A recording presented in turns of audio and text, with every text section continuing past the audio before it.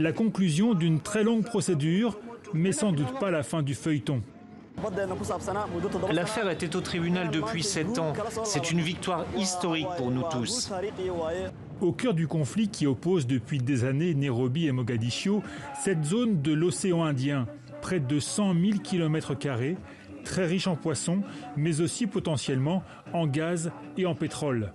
En traçant une nouvelle frontière proche de celle revendiquée par la Somalie, tout en lui refusant les dommages-intérêts qu'elle réclamait, la plus haute juridiction des Nations Unies a, semble-t-il, voulu couper la poire en deux.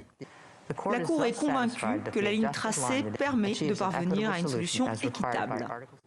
Ce verdict est un très bon exemple qui montre la transparence et l'ouverture de la Cour internationale de justice. Le Kenya, lui, ne se voit accorder qu'une petite partie des eaux disputées. Décision aussitôt rejetée par Nairobi, qui de toute façon ne reconnaît plus les compétences de la Cour internationale de justice. Cette décision va annuler les acquis sociaux, politiques et économiques et va sans doute aggraver la situation en matière de paix et de sécurité dans la fragile région de la Corne de l'Afrique.